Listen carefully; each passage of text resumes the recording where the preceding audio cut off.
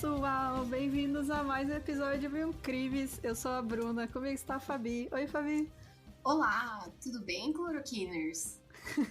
E com a gente hoje tem uma convidada super especial, a Gabi Laroca. Falei certo, né? Tá certíssimo. Aê! Uma das poucas pessoas que acerta e não faz que nem o Word que fala que eu sou a Gabi Larica, entendeu?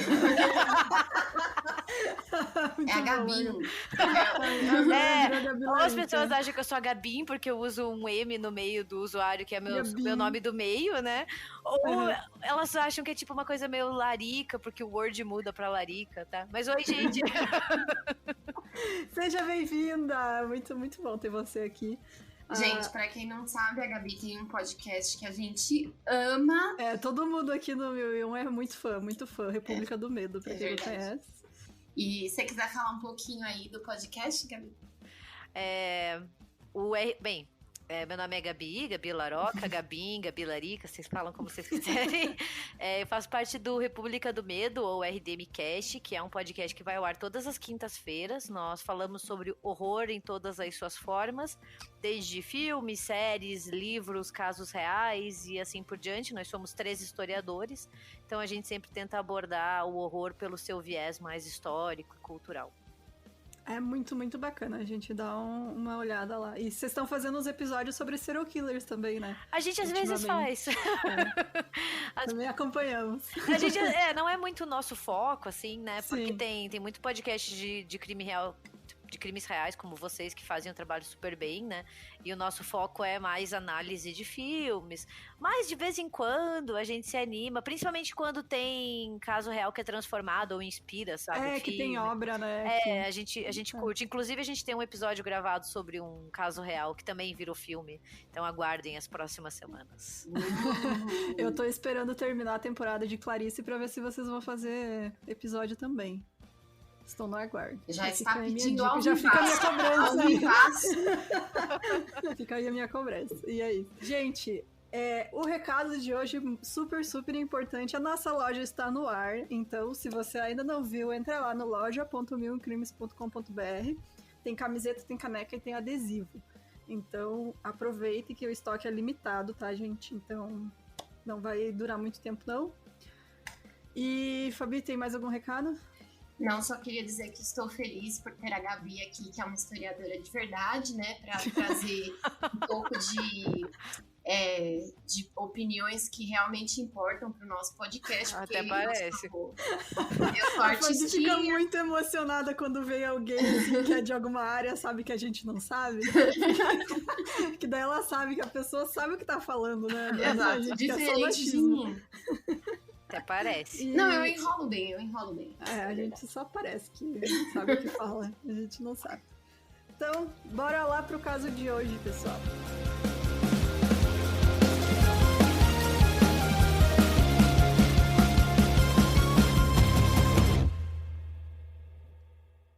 Os julgamentos das bruxas de Salem se refere a uma série de audiências e processos de pessoas acusadas de bruxaria em Massachusetts colonial, entre fevereiro de 1693 e maio de 1694. Cara, foi só um ano? Eu não sabia disso. Achei que fosse mais tempo.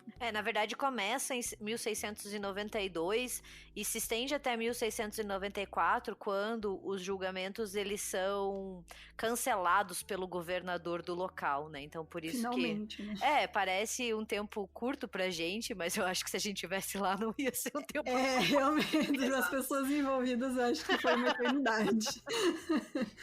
Bom, os eventos em Salem, em 1692, foram apenas um capítulo de uma longa história de caça às bruxas que começou na Europa entre 1300 e 1330 e terminou no final do século XVIII. A última execução conhecida por bruxaria ocorreu na Suíça em 1782. E os julgamentos de Salem ocorreram no final da sequência, então após a redução do fervor europeu da caça às bruxas, que atingiu seu pico entre as décadas de 1580 e 1590, e 1630 e 1640. Cerca de 3/4 dessas caças às bruxas europeias ocorreram no oeste da Alemanha, Países Baixos, França, norte da Itália e Suíça.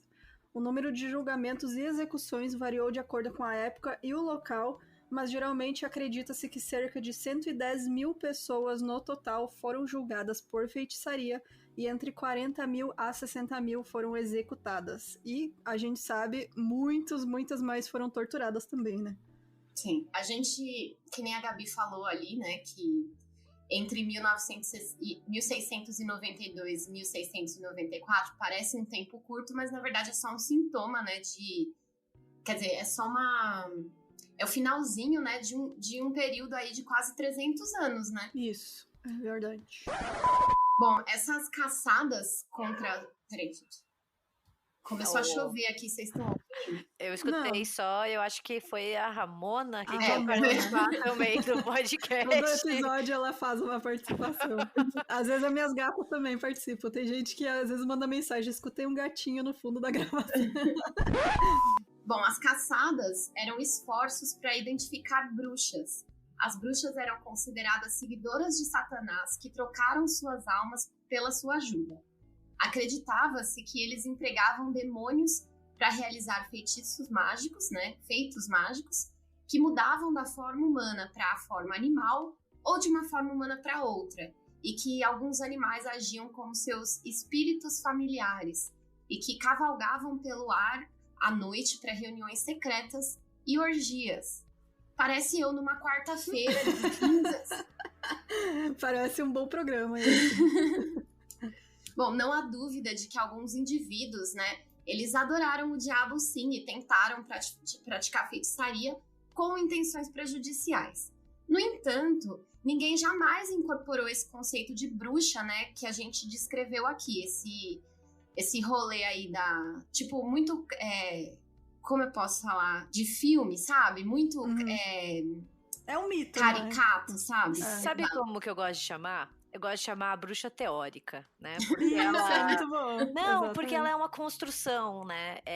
Vinda principalmente de homens letrados ali da Europa, entre os séculos XV e XVI, né? E eles fazem essa construção, essa construção teórica, principalmente, de um ser maligno que faz um pacto com o diabo e vende a sua alma, né? Mas no quesito mais concreto do que era a bruxa, né? Quando a gente pensa em pessoas reais, era muito mais importante a ideia do malefício, né? O que a bruxa fazia para prejudicar os outros. E daí entra aquilo que a gente já sabe.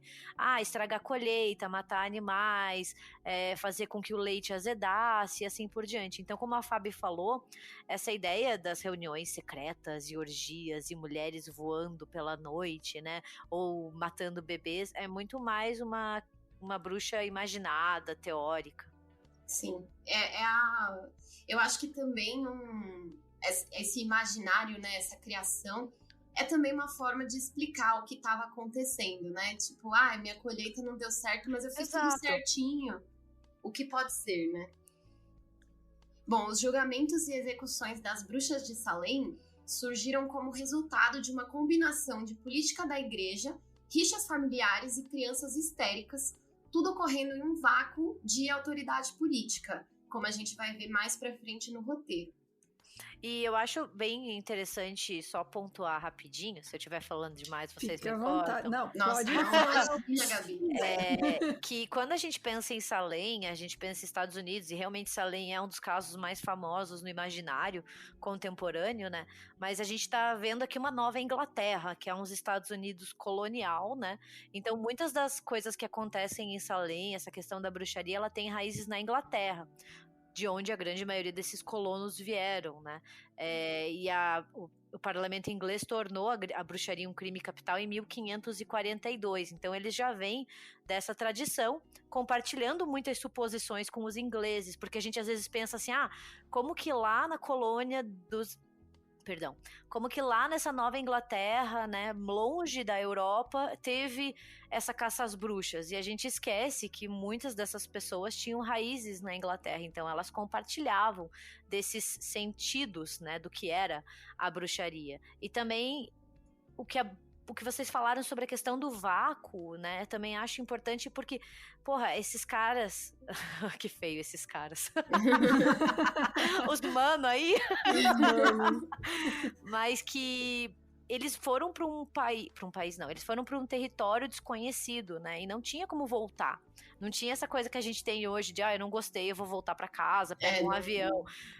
Não, a gente tinha, né? Agora a gente não tem mais Covid, que a gente tá preso nessa merda. Obrigada, Bolsonaro. Nós estamos aqui eternamente. Mas não tinha essa coisa de você poder voltar. Então eles estavam em um ambiente hostil, então as coisas que davam errado eram muitas vezes interpretadas por essa ótica da magia. E realmente, eles estavam em um território imenso do qual eles conheciam muito pouco.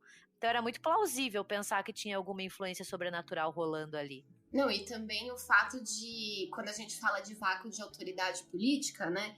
É porque, na verdade, a autoridade ali era uma igreja, né? Era um ministro, não era um político de fato, né? Não era um governador. Então era um território muito novo, né? Haviam duas Saléns no final do século XVII. Uma agitada comunidade portuária orientada para o comércio na Baía de Massachusetts, conhecida como Salem Town, que evoluiria para a moderna Salem, e a cerca de 16 quilômetros para o interior, a partir dela, uma pequena e mais pobre comunidade agrícola de cerca de 500 pessoas, conhecida como Salem Village. A própria aldeia tinha uma divisão social perceptível, que foi muito exacerbada por uma rivalidade entre as suas duas famílias principais. Os abastados Porters, que tinham fortes ligações com os ricos comerciantes de Salem Town, e os Putnams, que buscavam maior autonomia para a aldeia e eram o padrão para muitas das famílias de agricultores menos prósperas. Então, brigas sobre propriedade se tornaram muito comuns. Em 1689, os governantes ingleses William e Mary começaram uma guerra com a França nas colônias americanas. Conhecida como Guerra do Rei William para os colonos, ela devastou regiões do interior do estado de Nova York, Nova Escócia e Quebec, enviando refugiados para o condado de Essex e, especificamente, Salem Village na colônia da Baía de Massachusetts. A Salem Village é hoje Danvers, Massachusetts. A cidade colonial de Salem tornou-se o que hoje é Salem. Então pode ficar um pouquinho complicado, porque são dois locais com o mesmo nome, mas hoje em dia elas já são separadas, mas ainda próximas, né? Uhum. Só pra saber, todos os monumentos e tal que tem lá agora ficam em Salem, né? Isso. Atualmente. Uhum. Tá. Os deslocados, então, criaram uma pressão sobre os recursos de Salem, e isso agravou a rivalidade existente entre as famílias ligadas à riqueza do porto de Salem e aquelas que ainda dependiam da agricultura. No mesmo ano, então, por influência dos Putnams, o Samuel Parris, ele era um comerciante de Boston, passando por Barbados, ele se tornou pastor da igreja congregacional da vila. O Samuel Parris, cujos estudos teológicos no Harvard College, que agora seria a Universidade Harvard, né, foram interrompidos antes que ele pudesse se formar, porque ele estava em processo de mudança de carreira de negócios para o ministério. Ele trouxe para a vila de Salem a sua esposa, seus 3 filhos, uma sobrinha e 2 escravos que eram originalmente de Barbados, o John Indian, que era um homem, e a Tituba, que era uma mulher. Há incerteza quanto à relação entre os escravos, né, e suas origens étnicas. Alguns estudiosos acreditam que eles eram de herança africana, enquanto outros pensam que pode ter sido de herança nativa americana do Caribe. Então não se sabe, não tem muito registro, né, dessas pessoas nessa época, então não tem. E essa é uma grande crítica que muitos historiadores e historiadoras fazem, que é o apagamento, principalmente da Tituba, porque ela tem um papel principal para o desencadeamento dos eventos de bruxaria em Salem, e a gente sabe muito pouco sobre ela, né? Principalmente porque ela era uma mulher escravizada, então parece que não se teve muita preocupação em registrar a sua história ou até em desvendar por parte de acadêmicos muito tempo depois. Então a gente não sabe nem qual que é a origem dela, né? Se ela era africana ou se era da onde? Caribenha, né? Mas posso fazer uma sugestão de livro? Já que... Claro. Mas tem um livro muito legal que se chama Eu, Tituba, Bruxa Negra de Salem, né? Ele saiu no Brasil em 2019, ele é bem fácil de encontrar. E ele é uma recriação, uma reimaginação da história da Tituba. Então, assim, tem alguns fatos históricos, segue principalmente o fio dos julgamentos de Salem, mas a autora, ela preenche o que a gente não sabe, o que é bem bacana, né? Ver essa personagem ganhar o protagonismo e o destaque que ela tanto merece, assim, ou pelo menos pelo qual a humanidade tem que pagar essa justiça histórica, né? Essa reparação. Ele seria basicamente um romance histórico, assim. Ele tem como pano de fundo a história das bruxas de Salem e como protagonista a Tituba. Ai, que bacana, vou procurar. É tipo, então, o que o... Como é que é o nome do cara? Porra, tava com o nome dele na ponta da língua agora. O que escreveu Crônicas Saxônicas. É o... Vou procurar aqui como é que é o nome dele. Muito bom. Bernard Cornwell. Nossa, gosto muito dele. Eu adoro ele, mas aquela não esqueci o nome. Mas eu tenho... Bernard Cornwell. Eu tenho o livro dele do Stonehead, que é muito legal, que ele pega isso, né? Ele pega fatos históricos e escreve um romance em cima, usando personagens que existiram ou não. Então... Sim, é bem bacana, porque ela também, a autora, ela trabalha com as questões raciais, né, de como a gente sempre pensa em Salem a partir de uma perspectiva masculina, então é bem interessante para quem quer saber um pouquinho mais, bacana. E é uma leitura bem leve não, né, é uma leitura bem fluida, assim, você lê rapidamente, isso que eu quis dizer, porque você fica muito entretido, você quer saber o que vai acontecer. Vou olhar, agora eu tenho Kindle, então vou ler, tá mais fácil. Não, e assim, é importante também porque no fim do episódio a gente vai perceber que a história de Salem, né, dos julgamentos, ela com certeza é uma história de racismo, misoginia, do medo do homem branco, né, do medo que o homem branco tem das mulheres, né, É isso, né, gente? O machismo estragou tudo. Acabou com tudo. Nesse caso de Salem, eu acho que também é muito de questão de classe também, né? Claro, sim, com certeza. Aqui a gente já vê essas duas famílias, né? Os Putnams e os... Porters. Isso. A gente já começa a entender ali, né? Porque um representa uma classe trabalhadora, o outro representa uma elite, né? E, enfim... O Samuel Parris, né, que é esse cara que estava estudando em Harvard para ser um cara de negócios, mudou para seus estudos para ser um cara religioso, né, estudar teologia, e ele começou a negociar um contrato com a congregação e, relativamente no início da sua gestão, ele buscou uma compensação maior. Então, ele já queria aumentar o salário ali, nem tinha passado os 3 meses de experiência. Nem assinou a carteira ainda. Tem estágio probatório e já quer aumento, pô. Se bem que no Brasil assinar a carteira agora é uma coisa agora, que a gente não vai ver tanto. Está extinto também. Bom, e ele, nessas novas compensações, ele queria a propriedade da casa paroquial. Isso não agradou muito os membros da congregação, né?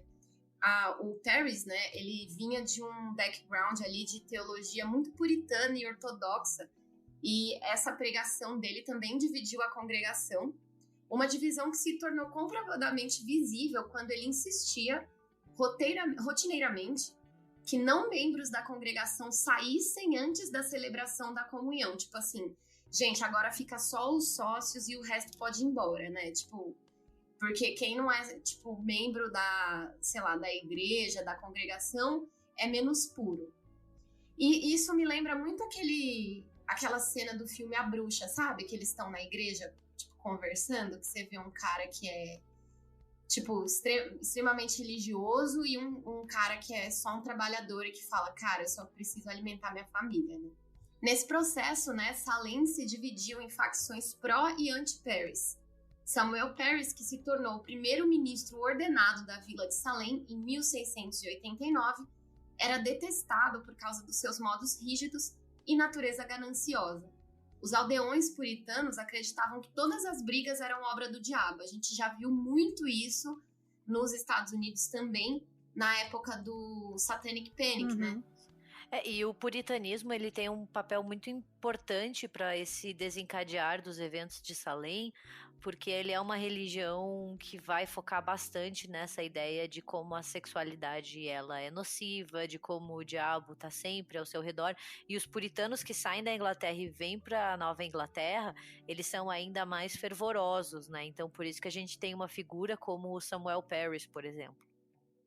E assim, eu vejo muito, até hoje, né, a gente tem uma herança muito grande desse puritanismo, né, nos nossos costumes e tradições, né, principalmente assim, eu digo assim, né, na classe média branca que não teve nenhuma outra influência de religiões de matriz africana ou de outras culturas, né? Por exemplo, a cultura indígena. A gente acaba, até hoje, né? Muito criminalizado, não vou falar criminalizado, mas a gente é muito julgada, né? As mulheres pela sua libertação sexual, pela, sei lá, até masturbação feminina é um grande tabu. E eu vejo isso, eu não sei, Gabi, você que é historiadora aqui, me diga se eu estiver viajando, mas talvez isso seja uma herança, né, desses tempos aí, de toda essa cultura, né, porque não era só lá, né, vem de todos os nossos colonizadores, né. Eu acho que data ainda para trás disso, porque a gente tem uma forte tradição judaico-cristã de ver a sexualidade, especialmente a sexualidade feminina, como perversa, né, como maligna. E a gente, se for buscar mais para trás, a gente vê desde algumas interpretações do Gênesis, da Bíblia, a ideia de pecado original. Então a gente carrega muito disso ainda.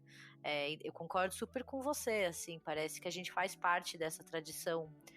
Eu chamo de tradição antifeminina, assim, porque ela vai ter raízes bem explícitas na religião judaico-cristã, mas ela expande para outras também. E ela é absorvida pelo protestantismo e pelo puritanismo, por exemplo. Esses dias eu tava lembrando de uma matéria, acho que de 2018, que era assim, sei lá, um pastor falando alguma coisa, tipo, ai, que mulher que bate siririca abre um portal pro inferno. Fiquei pensando, nossa... aí eu olhei pro lado, tava o capeta do meu lado. Assim, mas, mano, é bem isso, assim, que a gente vê nesses relatos, né, que a gente vê bastante nos casos de bruxaria. A bruxa, ela sempre vai se engajar em alguma orgia ou alguma relação sexual com um íncube, né, que é um demônio que adquire forma masculina. Quando eles adquirem forma feminina, eles são súcubos. Mas é quase sempre o demônio íncube com uma mulher, né? Muito essa ideia também da sexualidade passiva, né, das mulheres, porque elas que são penetradas pelos demônios, né? Nunca o contrário, mas a gente tem muito disso, assim, e por mais que a gente tenha dito que é uma construção, isso ficou muito no imaginário, né? A gente carrega essas imagens até hoje. Bom, é aqui que a gente começa, então, né, os eventos de Salem, que provavelmente, assim, eu vou colocar isso aqui, gente, mas eu coloquei isso aqui no roteiro, mas a gente tem que entender que quando eu faço essas pesquisas, infelizmente, as nossas fontes, elas acabam vindo, na maioria das vezes, de escritores que são brancos, né, que são homens. Então, assim, provavelmente estimulados por contos de voodoo contados para eles, né, para elas, na verdade, por Tituba, a filha de Samuel Parris, a Betty, e a sua sobrinha, Abigail Williams, e a sua amiga, Ann Putnam Jr., elas começaram a adivinhar o futuro. E assim, não é bem adivinhar o futuro, né, gente? E também, eu não sei o quanto é estimulado pelos contos de voodoo, e eu também nem sei se a Tituba contava contos de voodoo, sacou? Tipo, a gente não tem como comprovar essas coisas. Mas a gente sabe que crianças são extremamente impressionáveis, né? Então, assim, qualquer coisinha que você fala para uma criança, ela vai aumentar. A gente tem, inclusive, o caso lá da escola base, né? Que foi uma coisa parecida que aconteceu. Eu acho que pode também existir uma interpretação errônea e até mesmo uma tentativa de colocar categorias religiosas que pertencem a Tituba, né, que são provavelmente religiões de matriz africana, sob uma ótica do puritanismo. E a partir disso, tudo isso é transformado como obra do capeta, sabe? Sim, demonizado. É uma interpretação por uma ótica completamente cristã / puritana, né? Que vai distorcer qualquer expressão de religiosidade que ela possa ter trazido com ela. Vai virar o famoso coisa do diabo. Exato. Bom, quando essas meninas, né, elas começaram a brincar de adivinhar o futuro e tudo mais, em janeiro de 1692, o comportamento cada vez mais estranho de Betty e Abigail, descrito por pelo menos um historiador como delinquência juvenil, passou... Ai, homem, às vezes dá vontade de voltar no tempo e dar uns tapas nos historiadores. Assim. Eu falo isso, gente, porque eu sou historiadora, né? Então, às vezes eu fico pensando, ai, sério que eu divido a profissão com vocês, mano? Que merda! Aliás, você acabou de passar No seu mestrado, no seu doutorado? Eu tô quase terminando o doutorado. Isso, perfeita, gente. Doutora. Em breve. Doutora desempregada, sim. Mas doutora, né? O que importa. Mas presa no Brasil. Bom, o que aconteceu foi que as meninas começaram, né, a ter convulsões e elas gritavam, faziam sons estranhos, jogavam coisas, contorciam o corpo e reclamavam de sensações de mordidas e beliscões. Olhando para trás, com a perspectiva fornecida pela ciência moderna, alguns estudiosos especularam que o comportamento estranho pode ter sido resultado de alguma combinação de asma, encefalite, doença de Lyme, epilepsia, abuso infantil, psicose delirante ou ergotismo convulsivo, o último sendo uma doença causada por comer pão ou cereal feito de centeio, infectado com o fungo ergotina, que pode provocar vômitos, sufocamento, convulsões, alucinações e a sensação de algo rastejando na pele. O alucinógeno LSD é um derivado do ergo, né? E dada a disseminação subsequente do comportamento estranho para outras meninas e mulheres jovens na comunidade e o momento da sua exibição, entretanto, essas explicações fisiológicas e psicológicas não são muito convincentes e realmente elas não são, porque você quer uma explicação principalmente biológica para algo que é social, que é mental, né? Eu ia comentar isso. Desculpa. Não, que é basicamente isso. Que eu conhecendo o que eu conheço desse caso, pra mim é o caso assim, é criança sendo criança, e naquela época, né, tudo tem que ter um significado a mais, e elas viram que isso chamava atenção e usaram isso, né, criança não tem limite, né, cara, ela vai indo, enquanto o adulto deixar, ela vai indo. Então, tipo, não sei realmente se tem alguma razão biológica por trás do que aconteceu. Eu acredito que não.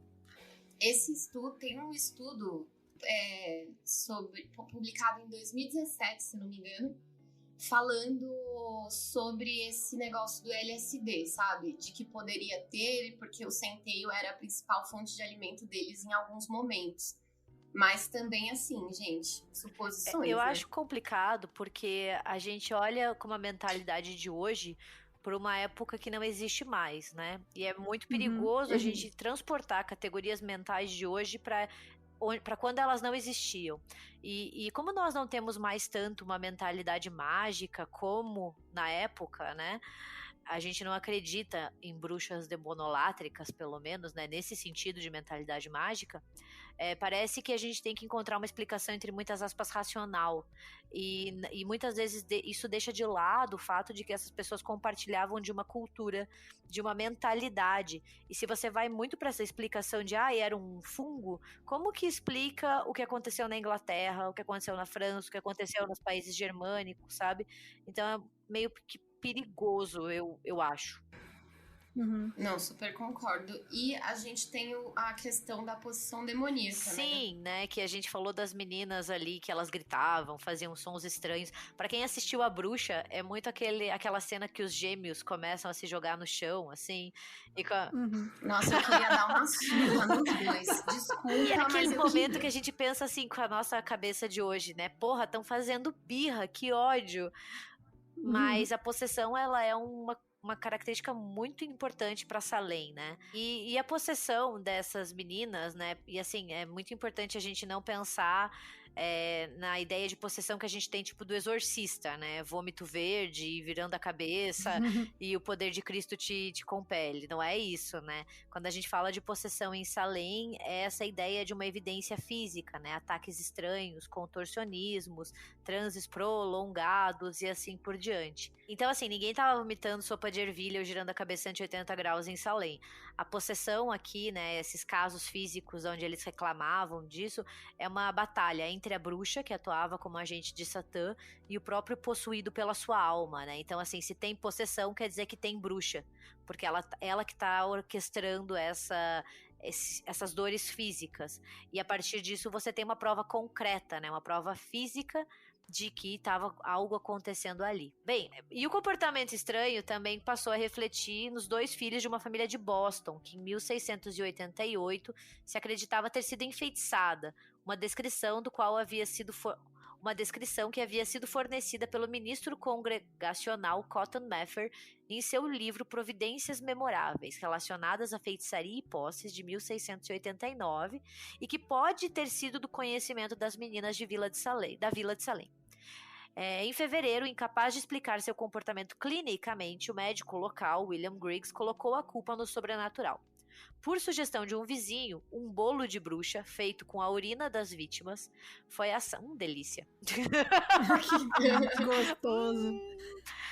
Foi assado por Tituba para tentar descobrir o autor sobrenatural da doença das meninas. Embora não fornecesse respostas, seu cozimento indignou Samuel Parris, que o viu como um ato de blasfêmia. E aí a gente já começa a ver, né, que claro que a Tituba que foi a pessoa escolhida pra fazer o bolo, né? Exato. Né, coitada, mano. E assim, Esse é fazer acompanhamento com a empadinha de pentelho que tem lá no Midsommar. e é foda, né? Porque você já tá com uma vida fodida em um lugar, em um território que não é o seu de origem, você tá sendo escravizada e ainda assim a primeira coisa que acontece, a culpa é sua. E Sim. isso deve ter sido Exatamente. assim tenebroso. Mas o que eu acho interessante também, né, quando a gente pensa na possessão e de como eles chamam o médico, né, era uma forma que as famílias podiam encontrar de explicar doenças até então inexplicáveis e até um pouco, sabe, livrar a sua culpa disso. O que não tem como a gente agir porque é o sobrenatural que tá aqui. A gente vê muito disso, por exemplo, no Exorcista mesmo, né, em casos de exorcismo, né, casos, tipo, de pessoas que a gente... Porque, assim, né, eram doenças que não existiam, né? Então, quer dizer, existiam, Não eram conhecidas, né? Não eram diagnosticáveis, né? Então, a gente procura uma resposta, é da natureza humana, né? E aí, colocar no divino tira essa responsabilidade de você, né? Você imagina quantos casos, né? Esquizofrenia, epilepsia, tipo... Qualquer doença mental, né, que você tem hoje em dia, que a gente sabe diagnosticar e tratar com medicação ou não, né? Mas, tipo, imagina séculos atrás que as pessoas não tinham noção disso, sabe? Isso é muito doido. Então você tem o diagnóstico de que o seu filho, principalmente assim que a gente vê que eram jovens, teoricamente saudáveis, e que essa doença súbita, ela é possessão ou bruxaria, era uma alternativa muito atraente para algo que seria misterioso, né? E também fornece essa explicação que alivia a dúvida de responsabilidade pessoal ou familiar e apresenta a oportunidade de ação, porque a partir do momento que você fala é bruxaria, a família pode nomear uma responsável, no caso a bruxa, e se transformar de observadora em participante ativa para curar. Né? Então você tem essa troca de papéis também. Eu ia falar isso, que você tem a possibilidade da cura, né? Você acende uma esperança, né? Que é só, sei lá, rezar 10 Pai Nosso. É só queimar não, eles não queimam, é só enforcar umas mulheres aí, enforcar as mulheres. Imagina então, tipo, e doença assim, né, que você tem visível, né, que você tem, como fala, sintomas visíveis, né, mas você imagina tipo um câncer, sabe, a pessoa tá lá com 20 anos, morreu e não sabe por quê, sabe, tipo bruxa, meu, foi uma bruxa. Né? Então, pressionadas pelo Samuel Parris para identificar o seu algoz, a Beth e a Abigail alegaram ter sido enfeitiçadas por quem? Quem não? Se não a Tituba, né? Claro. Óbvio. Mas é óbvio. E outros 2 membros marginalizados da comunidade, nenhum dos quais frequentava a igreja regularmente. A Sarah Good, que era uma mendiga, né, na época, e a Sarah Osborne, também chamada de Osborne, que era uma senhora idosa, acamada, que foi desprezada por seu envolvimento romântico com um servo contratado. Ou seja, né, mais 2 pessoas fodidas ali que estavam só tentando sobreviver, né? Quem não... E né? assim, as imagens são muito claras, né? Uma é uma mulher que estava sendo escravizada, outra era uma mulher que estava em situação de rua, né? Uma pedinte, né? E outra era uma senhora de idade que se envolveu sexualmente com um servo que era mais novo que ela, né? Então, são os 3... não sei se são arquétipos, né? Mas são 3 três tipos, né? Não sei se eu posso falar tipos também. Eu tô tímida com a Gabi aqui. Eu não quero, imagina. eu não quero parecer muito burra, sabe? Ai, idiota. Mas assim, são 3 imagens de mulheres que teoricamente são independentes de homens, né? E o que eu acho também que é bem visível nessas 3 primeiras acusações é que são 3 mulheres que não possuem uma grande estrutura familiar, num sentido assim. Elas não têm quem as proteja dessas acusações. Não tem um quem pai, defenda elas, né? Exato, no caso, seja um pai ou um marido. Porque em Salem a gente vê que quando as acusações começam a atingir daí mulheres de classes mais altas, daí os governadores começam a intervir. Fala, opa, peraí, até então todo mundo acreditava na palavra das possuídas, essas meninas, né? Quem elas apontavam era bruxa. Mas a partir do momento que os dedos começam a se virar para membros mais proeminentes da sociedade, mais da elite, daí começa a rolar esse desconforto.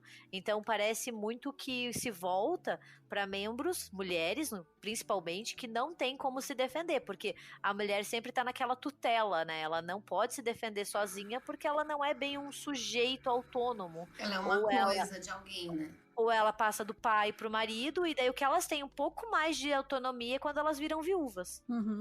E foi o caso dessa senhora aqui, né? Que era uma viúva e se envolveu romanticamente com um cara. Mas que, né, mesmo assim... Coitada, queria dar uns pega no gente. no funcionário, queria dar ali, tirar umas teias de aranha. Coitada. Só queria ser feliz. Só queria ser feliz. Lembrando a idade das meninas, que acho que a Fabi não comentou antes. 9 e 11. A Beth, 9 anos, a Abigail, 11 e a Anne, 12 anos. Então, crianças, e assim, a né, galera cara? prestando atenção nesses depoimentos, né? Isso é muito... criança, né, mano? Criança, tipo... É bizarro. Então, em 1º de março, 2 magistrados da cidade de Salem, o John Hathorne e o Jonathan Corin, foram à aldeia para conduzir um inquérito público. Tanto a Sarah Good quanto a Sarah Osborne protestaram contra sua própria inocência, embora a Sarah Good acusasse a Sarah Osborne. Tipo, ela, já que eu tô aqui, vou tentar me livrar. Parece aquelas coisas de irmão, sabe? Você sabe que você vai se fuder, mas você fala assim, não, fui eu, foi ele, entendeu? vou levar junto. Inicialmente, a Tituba também afirmou ser inocente, mas depois de ser repetidamente atormentada e, sem dúvida, também temerosa ao seu status vulnerável de escrava, ela disse aos magistrados o que eles aparentemente queriam ouvir, que ela havia sido visitada pelo diabo e deitado com ele. Em 3 dias de testemunho vívido, ela descreveu encontros com animais familiares de Satanás e com um homem alto e moreno de Boston que a chamou para assinar o livro do diabo, no qual ela viu os nomes de Sarah Good e Sarah Osborne, junto com os de 7 outros que ela não conseguia ler. Cara, ali Pronto, né? Tipo, ela tava desesperada, tipo, imagina, já deviam estar torturando ela aí nessa hora. Eu me lembro muito do caso do... Esse momento me lembra muito o caso do Central Park 5, né? Que eram 5 meninos, né? Que estavam sendo julgados e questionados, né? E torturados pela polícia. E eles eram, tipo, sei lá, jovens de 15 anos. E óbvio, gente, que depois de 3 dias de questionamento, não é nem questionamento, não é questionamento o nome, gente, interrogatório. Depois de 3 dias disso, a gente pode entender como tortura, sabe? Porque ela com certeza foi privada de sono, de comida, de contato com qualquer pessoa que seja próxima a ela. Não é como se os caras pegassem e falassem assim, não, fala pra mim que foi você. Não, tipo, eles provavelmente criaram essa história e ela só repetiu o que escutou. Ela já era enxergada como inferior por ser escravizada, né? Então, pra eles eram... Né? Com certeza rolava um medo, né? Do que aconteceria se ela não respondesse e voltasse pra casa, porque ela provavelmente enfrentaria a ira do seu senhor, entre aspas, né? Porque não tinha muito saída. Então parece que foi muito uma estratégia, uma tentativa de sobrevivência dela, de dizer o que eles estavam querendo ouvir para ela se livrar. Até porque vale a pena lembrar que em Salem quem confessava não era esqueci o nome da palavra, quando você mata alguém. Executado? Isso, obrigada. Assassinado. Exato. Mas vale lembrar, né, que em Salem quem confessava não era executado. Então pode ter sido uma tentativa de, olha, vou falar e vou me livrar, porque senão vai ter uma ira muito maior se eu não disser o que eles querem ouvir, também pelo fato de que eu sou uma mulher escravizada. Bom, agora começa o surto coletivo, né? Como se já não tivesse acontecendo. Foi, nossa, caladeira abaixo. Os magistrados, eles então tiveram não apenas uma confissão, mas também o que aceitaram como evidência da presença de mais bruxas na comunidade, né? Que é o que a Gabi falou ali, né? Eles começaram a aceitar isso como prova concreta, de tipo, tem uma pessoa aqui em convulsão e aparentando estar, e assim, gente, entre muitas aspas, quando a pessoa tá possuída, né? Isso, a pessoa aparentando estar possuída. Então, isso com certeza é uma bruxa que tá aqui. Gente, tenho certeza que a bruxa tá nessa sala, inclusive. Bom, a histeria aumentou, né? Outras meninas e mulheres jovens começaram a ter convulsões também. E entre elas, Anne Putnam Jr., a mãe dela, sua prima, Mary Walker, e a serva dos Putnams, a Mercy Lewis. Significativamente, aqueles que começaram a identificar como outras bruxas não eram mais apenas forasteiros e párias, mas sim membros íntegros da comunidade, começando com Rebecca Nurse, uma mulher madura de alguma proeminência. E com o passar das semanas, muitos dos acusados provaram ser inimigos dos Putnam, e parentes do Putnam acabariam sendo os acusadores em dezenas de casos. Então aqui acontece de novo o que a Gabi já tinha apontado lá em cima com toda a sua genialidade. que é aquilo, né? O dedo começa a apontar para pessoas mais proeminentes na comunidade. E não só isso, a rixa entre as famílias, né?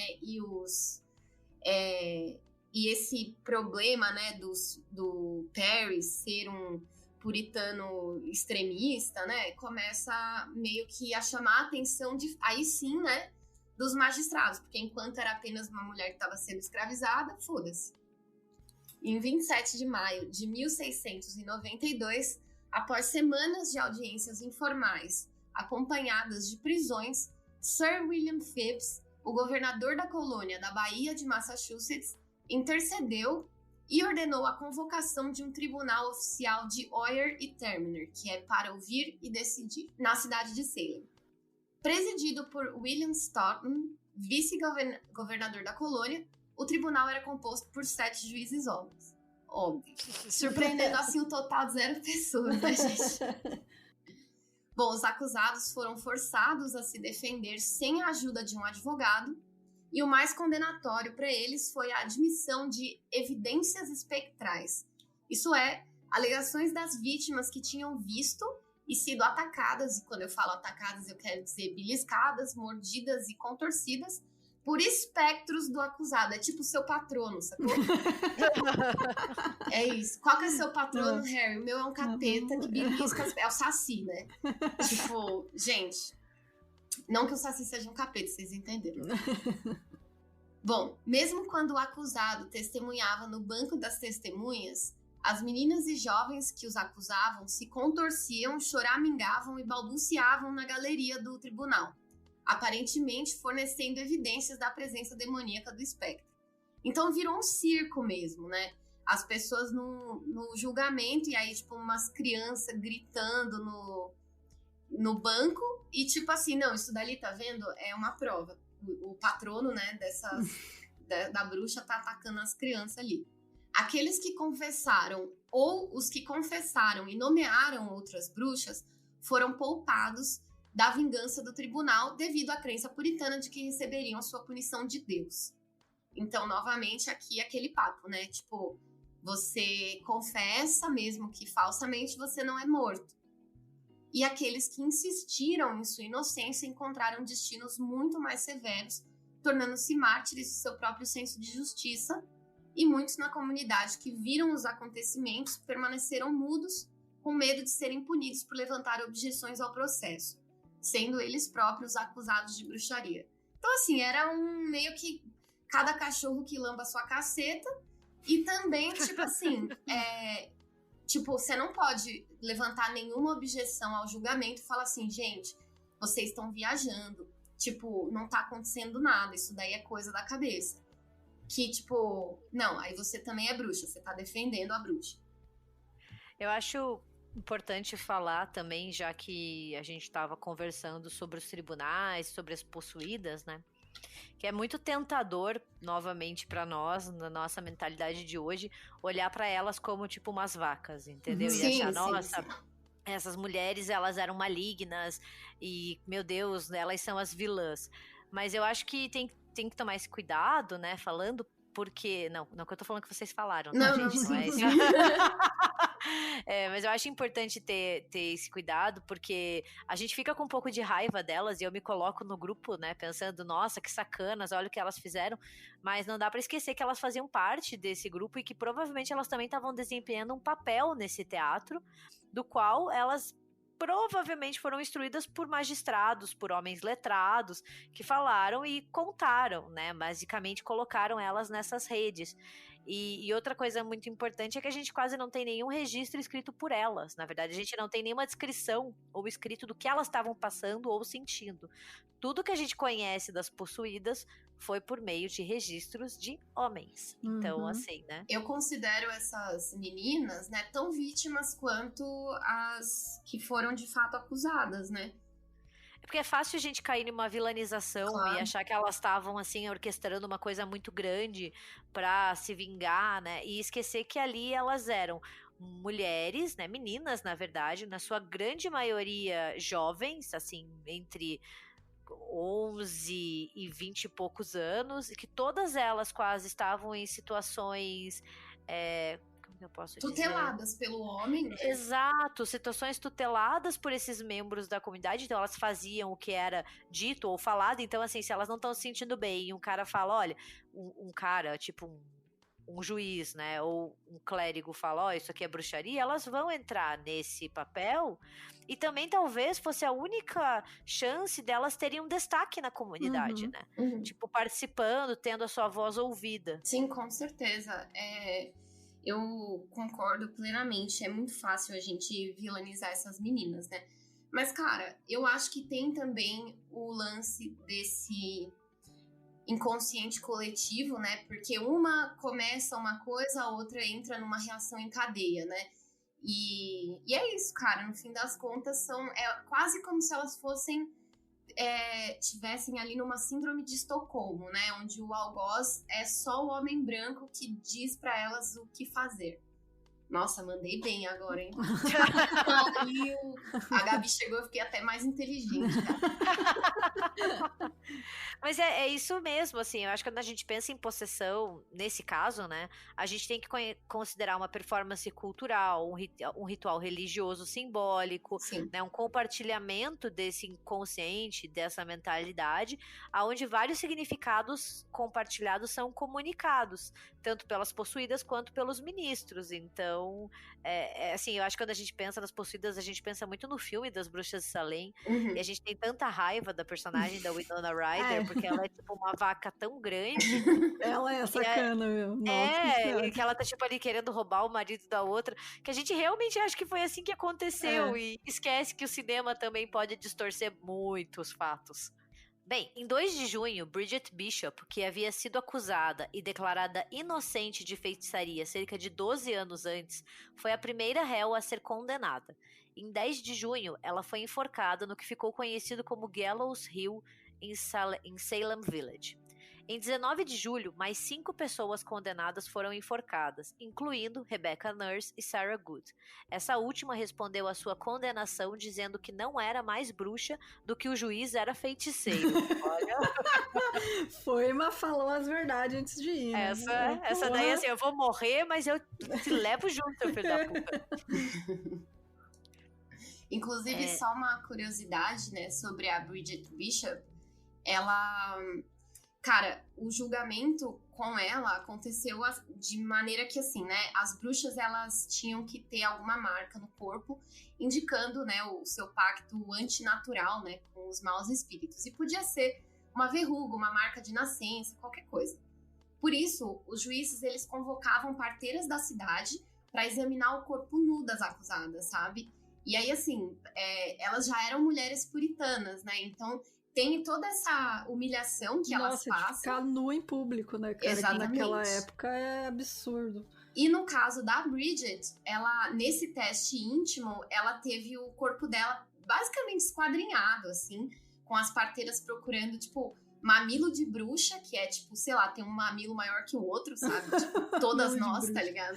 E geralmente são marcas, o mamilo da bruxa também, encontrados ou nas genitálias, sabe? Sim. E eles diziam que as bruxas alimentavam os seus familiares a partir desses mamilos. Os familiares seriam os bichos dela. Sabe, tipo o gato da bruxa que a gente sempre vê? Sim. É isso.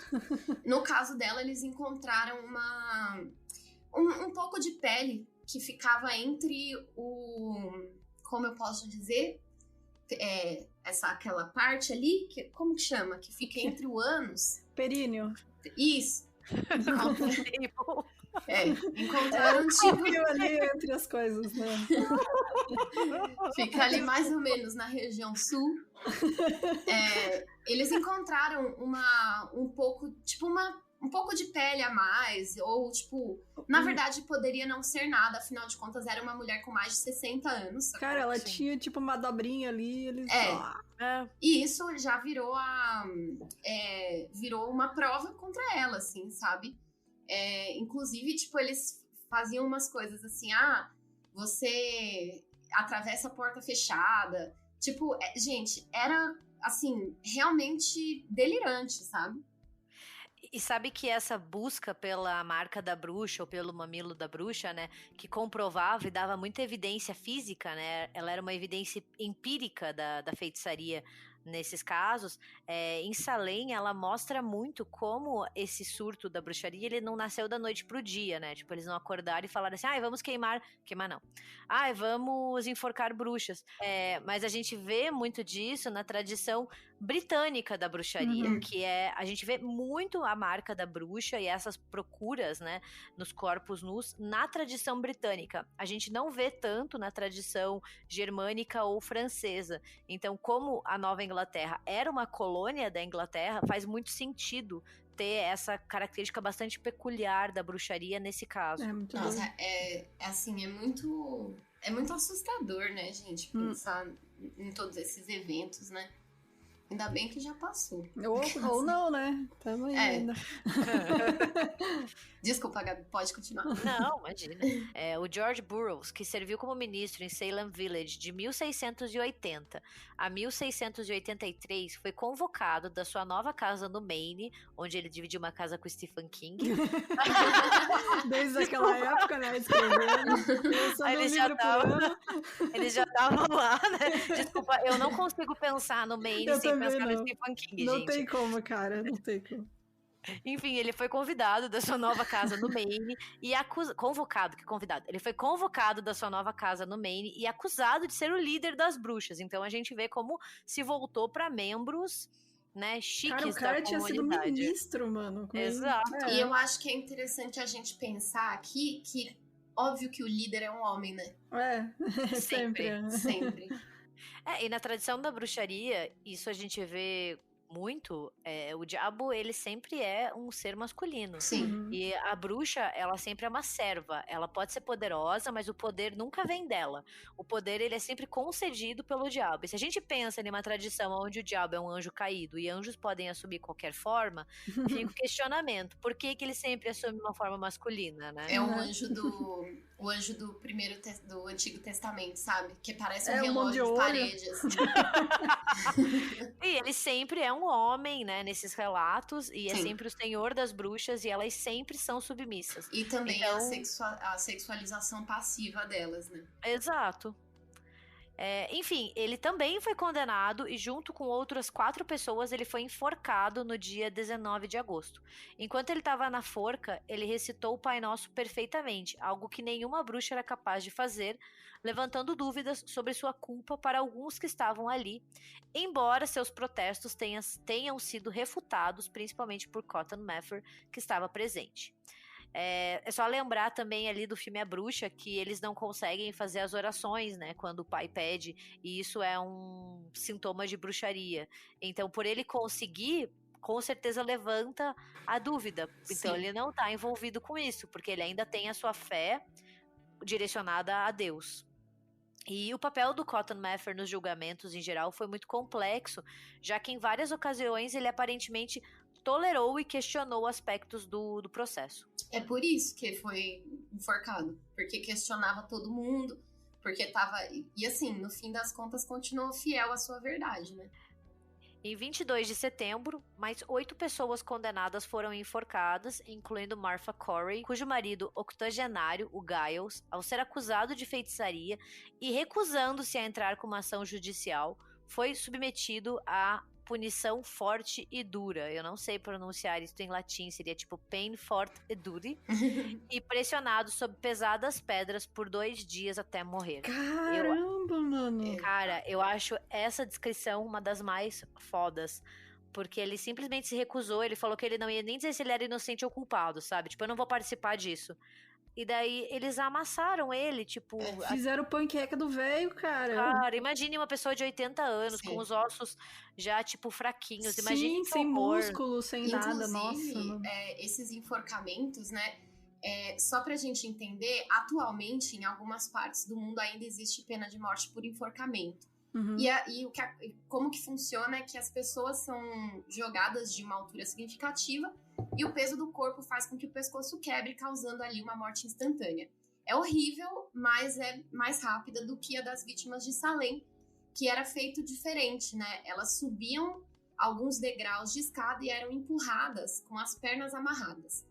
E aí não tinha impacto suficiente, porque não tinha altura, né? Uhum. E aí elas não quebravam o pescoço. Então a cabeça delas ficava inclinada para trás e as vértebras daquela região do corpo, elas acabavam se expandindo, mas os ossos permaneciam intactos. E isso quer dizer que a morte era mais demorada e aí levavam ali uns 4 a 5 minutos para as vítimas desses julgamentos, né?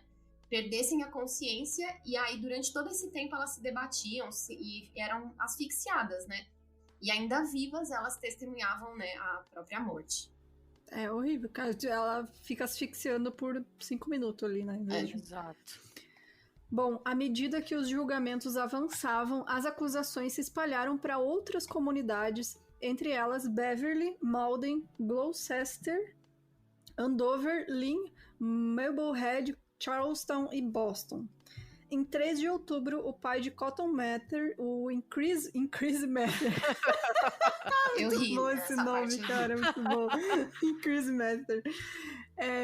Um ministro influente e presidente de Harvard condenou o uso de evidências espectrais e, em vez disso, favoreceu acusações diretas, dizendo o seguinte... Só antes da Bruna falar isso daí, gente, eu vou falar que eu traduzi do inglês arcaico. Então... fica aí o aviso. Bora lá então, abre aspas. O diabo nunca ajuda os homens a fazerem coisas sobrenaturais sem ser invocado. Quando faz, deve servir de prova contra a parte acusada. Não é culpa dos espectros, que são demônios na forma de pessoas vivas ou mortas. A culpa é de homens ou mulheres reais que podem ser creditados. É prova suficiente que tal alguém tem correspondência com o diabo. Sejam eles quem forem, devem ser exterminados entre os homens. Não obstante, acrescentarei, seria melhor que 10 suspeitas de bruxas escapassem do que uma pessoa inocente fosse condenada. Fecha aspas. É muito que bonito pena, falar, né? mas não fez, né? Não foi isso que você fez. Que pena. Bom, em 29 de outubro, enquanto as acusações de bruxaria se estendiam para incluir a sua própria esposa, o governador Phipps mais uma vez interveio, ordenando a suspensão dos procedimentos do tribunal de Oyer e Terminer, e em seu lugar ele estabeleceu um tribunal superior da judicatura, que foi instruído a não admitir evidências espectrais. Então acabou, né? Acabou a mamata. Negócio, acabou esse negócio de, gente, o que é esse circo no tribunal?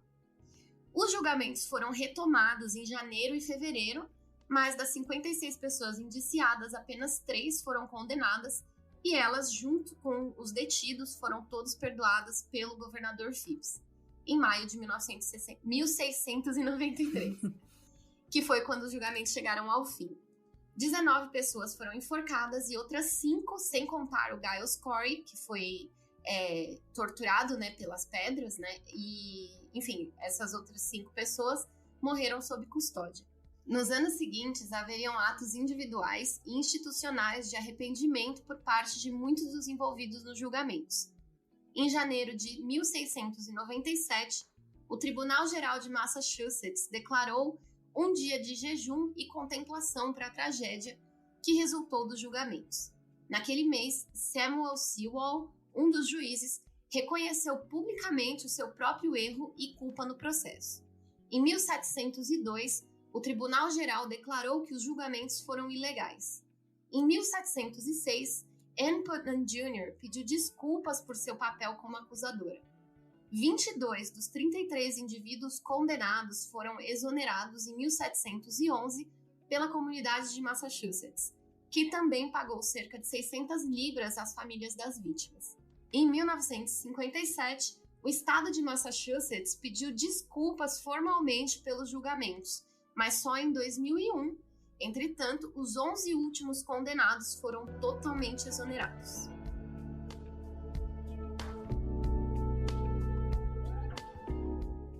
Os abusos dos julgamentos de bruxas de Salem contribuíram para mudanças nos procedimentos dos tribunais dos Estados Unidos, desempenhando um papel no advento da garantia do direito à representação legal, o direito de interrogar o acusador e a presunção de inocência em vez de culpa. Os julgamentos de Salem e a caça às bruxas como metáforas para a perseguição de grupos minoritários permaneceram símbolos poderosos nos séculos 20 e 21. Tanto que até hoje, né, quando a gente fala caça às bruxas, a gente pensa muito uma perseguição política, né, nesse caso de você ir atrás de grupos minoritários ou questões, tipo um grupo dominante. Acho que isso acabou ficando bem evidente. Artistas e cientistas continuam fascinados pelos julgamentos das bruxas de Salem. E eu sou uma dessas pessoas. Obrigada, Fabi, por me colocar no roteiro.